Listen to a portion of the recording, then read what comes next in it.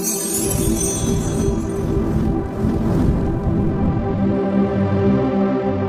श्री सीताराम। मित्रों, देखिए पुराणों के विषय में कई सारे संदेह हैं। छोटे वीडियो में प्रयास करेंगे कुछ डाउट्स क्लियर करने के लिए। तो शुरुआत करते हैं इस वीडियो की। देखिए पुराण क्या है। पुराणों के बारे में लोग कहते हैं कि ये काल्पनिक है। उनका तर्क होता है कि आज के विज्ञान से पुराणों की बातें जो है मेल नहीं खाती। पुराण को लोग संदेह की नज़र से देखते हैं। राक्षस, रीछ, बानर, नाग, देवी देवता, इन सब का वर्णन पुराणों में मिलता है। और वहाँ पे अगर आप देखेंगे तो रीछ, बानर, नाग ये सब बोलते भी थे। तो इसका मतलब है कि उस समय संसार जो है काफी डेवलप था। और वर्तमान अगर संसार की बात की जाए तो अभी ना रीछ बोलता है, ना बानर, ना नाग।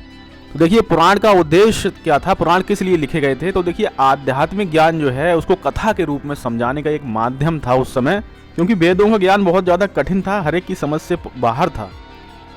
देखिए पुराण दार्शनिक ग्रंथ है जिनका उद्देश्य होता है धर्म की शिक्षा देना, जीवन के नैतिक मूल्यों को समझाना, भक्ति, कर्म और ज्ञान का मार्ग बताना। ब्रह्मांड है, समय और चेतना की व्याख्या करना। कुछ लोग कहते हैं कि पुराणों को जब पढ़ते हैं तो ऐसा लगता है मानो कि पुराणों में विचित्रता का भाव है, मात्र कल्पना ये है उसमें। जो लोग ये कहते हैं कि पुराणों में मनोरंजन ज्यादा है, श्रद्धा भक्ति कम है, तो दरअसल वह अपने जो कथा का मूल सिद्धांत है वहाँ से वह भटक जाते हैं। जो चरित्रों में आदर्श है उन पे तो ध्यान ही नहीं जाता पाठक का। तो इसलिए लोग जो है काल्पनिक समझने लगते हैं। देखिए जब हम हजारों साल पुराने ग्रंथों को आज के चश्मे से देखने लगते हैं तो वे काल्पनिक लगने लगते हैं, लेकिन अगर हम उन्हें उनके समय और उनके प्रतीकों और उद्देश्य से समझें तो वे अद्भुत ज्ञान का भंडार हैं। पुराणों को समझो। देवता उड़ते हैं, वरदान मिलते हैं, सृष्टि बार बार नष्ट होती है, वैज्ञानिक प्रमाण कहाँ है। तो इस तरह के प्रश्न आते हैं। हर कहानी कल्पना नहीं होती। तुमने कहानी को शाब्दिक रूप से समझ लिया है, तुमने ज्ञान को समझा ही नहीं और ज्ञान खो दिया। कुछ कहानियाँ प्रतीकात्मक लैंग्वेज होती हैं, यानी प्रतीक के रूप में हम उनसे शिक्षा ले सकते हैं। जैसे कि असुर हैं, अहंकार और क्रोध और अज्ञान के प्रतीक होते हैं। युद्ध जो होता है वह बाहर का नहीं अंदर का संघर्ष होता है इंसान के। और विज्ञान और पुराण की बात आती है तो देखिए आप पुराणों से वह जवाब मांग रहे हैं जो उन्होंने कभी देने का दावा ही नहीं किया। उस समय ना टेक्नोलॉजी थी, ना माइक्रोस्कोप थे, तो विज्ञान को कैसे जानते।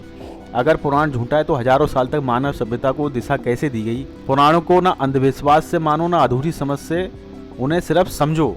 आज जो ज्ञान है वह बाहर से आता है, इंटरनेट से आता है और भी सोर्सेस हैं, लेकिन उस समय जो ज्ञान था वह भीतर से आता था। उस समय ध्यान एक प्रयोगशाला के रूप में प्रयोग होता था और जो चेतना थी वह एक यंत्र का काम करती थी जो ज्ञान ग्रहण करते थे। और उस समय भी देखिए बता दिया था कि पृथ्वी के कितने तल हैं। भूलोक था, उसके बाद देखिए कई लेयर्स का वर्णन मिलता है पुराणों में। अतल लोक, वितल लोक, सुतल लोक, तलातल लोक, महातल लोक, रसातल, पाताल लोक नीचे नांग के फन पे है। फिर जैसे जैसे ऊपर बढ़ेंगे उसके ऊपर स्वर्ग लोक, आहार लोक, जनन लोक, तपलोक, इस तरह से जो है विभिन्न लोकों का भी वर्णन मिलता है।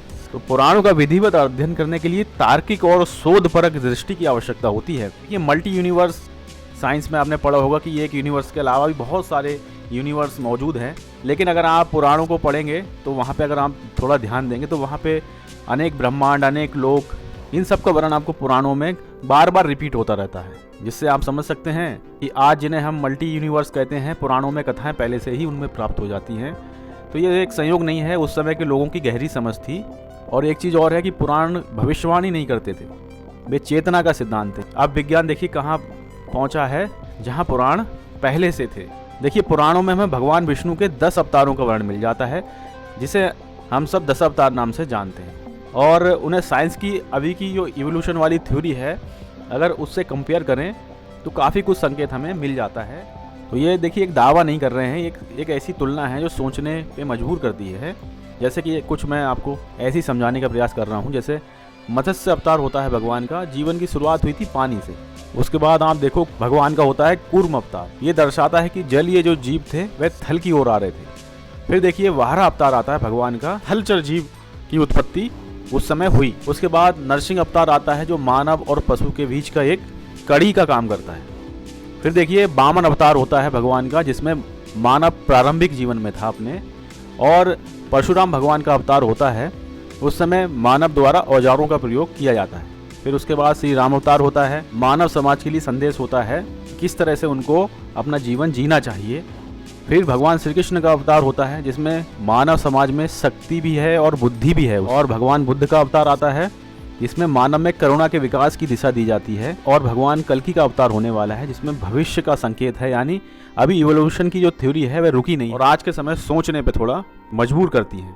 जो डार्विन का सिद्धांत था उसके तो बराबर नहीं है, ये कहना तो गलत होगा, लेकिन जो पुराणों में वर्णन मिलता है भगवान के 10 अवतार का, वह केवल कहानी नहीं हो सकती, वह कुछ ना कुछ तो शिक्षा दे रही है। और देखिए, विज्ञान शरीर के विकास की बात करता है, 10 अवतार जो है भगवान का इंसान की चेतना की विकास की बात करता है। दोनों विरोधी नहीं है, लेकिन दोनों एक दूसरे के पूरक हैं।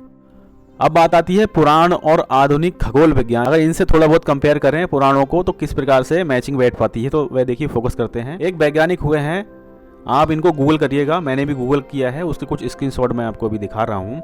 नाम है इनका कार्ल सेगन, एक अमेरिकन साइंटिस्ट थे और ये एक यहूदी धर्म में पैदा हुए थे। देखिए मैंने एक सर्च किया था, यहाँ पे ऊपर आप देख पा रहे होंगे, कार्ल सगन ने हिंदू धर्म के बारे में क्या विचार किया। तो मैंने एक गूगल पे इसी तरह से एक सर्च मारा, इसने मुझे इस तरह से आंसर दिया कि कार्ल सागन ने हिंदू धर्म को एक गहरे दार्शनिक और ब्रह्मांडीय दृष्टिकोण वाला धर्म माना, खासकर उसके समय अवधारणाओं जैसे ब्रह्मा जी के दिन और रात की प्रशंसा की, जो वैज्ञानिक ब्रह्मांड विज्ञान के विशाल समय पैमानों के अनुरूप है। लेकिन उन्होंने ये भी चीज़ मानी कि पुराणों में जातिवाद है, महिलाओं के अधिकारों जैसे कि सामाजिक पहलुओं की उन्होंने आलोचना भी की, योग और ध्यान जैसी प्रथाओं में रुचि भी दिखाई। तो देखिए कुछ गुण हैं तो कुछ अवगुण भी होते ही हैं। जो ये वैज्ञानिक हैं इनका अगर आप बायोडाटा यहाँ पे देखोगे तो कार्ल सेगन प्रसिद्ध यहूदी खगोल शास्त्री और खगोल रसायन शास्त्री थे। तो इन्होंने जीवन की खोज कर रहे थे, तो इन्होंने काफ़ी ज़्यादा रिसर्च की होगी पृथ्वी के बाहर जीवन है या नहीं है। तो इन्होंने पुराणों का भी अध्ययन किया, जो ये निष्कर्ष पे ये पहुँचे कि जो ब्रह्मा जी का एक दिन और रात रहता है वह पृथ्वी की आयु से उसका डेटा काफ़ी ज़्यादा मैच हो रहा था। तो इन्होंने समय की गणना की। कार्ल सगन जैसे महान वैज्ञानिक ने कहा कि केवल हिंदू धर्म ही ब्रह्मांड की आयु को आधुनिक विज्ञान के बराबर बताता है। डेटा के अनुसार पुराणों में एक कल्प यानी 4.32 अरब वर्ष की बात की गई है। आधुनिक विज्ञान के अनुसार पृथ्वी की आयु भी लगभग 4.5 अरब वर्ष है।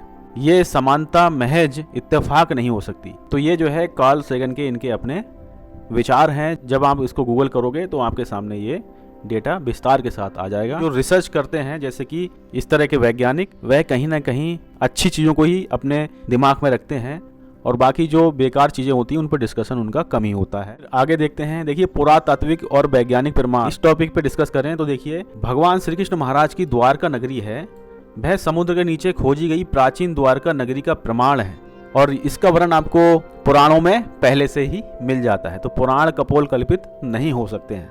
दूसरी चीज़, सरस्वती नदी की बात आती है। सैटेलाइट अगर इमेजिनरी को अगर आप सर्च करोगे तो पुराणों में वर्णित जो लुप्त प्राय सरस्वती नदी हैं उनके मार्ग की पुष्टि सैटेलाइट द्वारा की जा रही है। आप गूगल पर सर्च करिएगा, आपको इमेजेस मिल जाएंगी। और श्री राम सेतु, नासा के चित्रों और चट्टानों की उम्र कार्बन रेटिंग के द्वारा आयु का निर्धारण किया गया, तो वह पुराणों के समय चक्र के करीब करीब ही बैठती है। तो आप कैसे कह सकते हो कि पुराण कपोल कल्पित हैं? तो साइंटिफिक तरह से अगर आप निष्कर्ष निकालोगे तो जहां विज्ञान पहुंचता है वहां पुराण पहले से ही मौजूद मिलते हैं। तो देखिए बात करेंगे मिलावट की, जहां पे संदेह उत्पन्न होता है कि आखिर पुराण जो है उनका डेटा 100% एक्यूरेट क्यों नहीं है। इतनी डीपली रिसर्च है पुराणों में, तो वह समय के साथ साथ आते आते धुंधली क्यों पड़ती गई। तो उसके भी कई पहलू हैं। देखिए मिलावट का कड़वा सच, इस पे बात करेंगे। तो हमें ये स्वीकार करना होगा कि सदियों तक पुराण जो है मौखिक रूप में रहे थे, यानी कि श्रुतियों के रूप में रहे थे, उनका कोई लिखित कोई प्रिंट आउट नहीं था उस समय। तो इस दौरान कुछ क्षेत्रीय घटनाएं घटती हैं, क्षेत्रीय कहानियां होती हैं और अंधविश्वास भी इनमें जोड़ दिए गए।